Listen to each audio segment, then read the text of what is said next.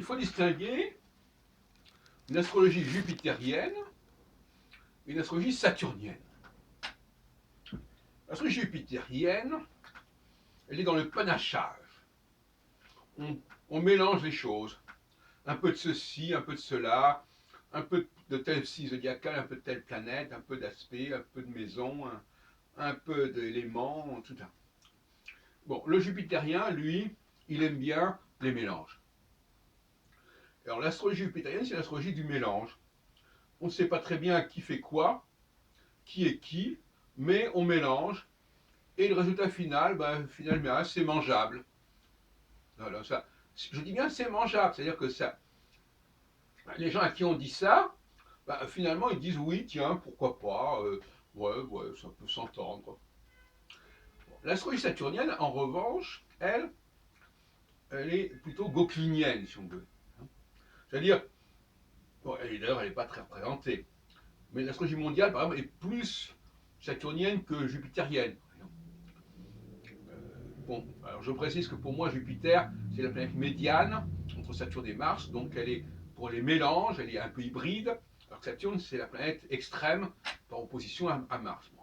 Nous en avons déjà parlé à l'occasion, je vous y renvoie dans nos vidéos sur notre chaîne de la subconscience et sur la chaîne Téléprovidence, la chaîne du débat astrologique, puisque toutes nos ondes sur l'astrologie qui passent sur YouTube est reportée et transféré et partagé sur la chaîne du débat astrologique et éventuellement aussi sur celle de la faculté libre d'astrologie de Paris. Je ferme la parenthèse.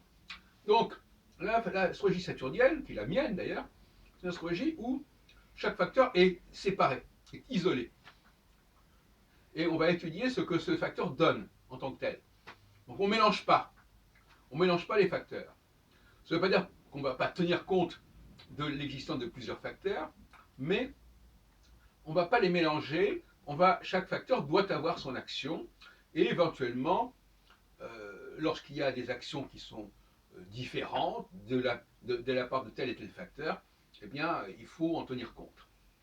Mais on n'est pas dans une astrologie multifactorielle au sens strict, comme dirait Alain de Chivray. Voilà. Donc, le tempérament jupitérien va pas avoir de problème à combiner les choses. Il va être comme un poisson dans l'eau, dans le thème astral, dans le thème natal, dans le thème horaire, même à la limite. Et le tempérament saturnien, lui, il va vouloir des choses beaucoup plus structurées, beaucoup plus précises, avec des cycles, et il ne va pas aimer la cuisine, le mélange, parce qu'on veut dire que l'astrologue qui fait des interprétations de thème astral, il est dans la cuisine. Donc je crois qu'à l'avenir de l'astrologie saturnienne, qui va probablement évacuer et éclipser l'astrologie jupitérienne.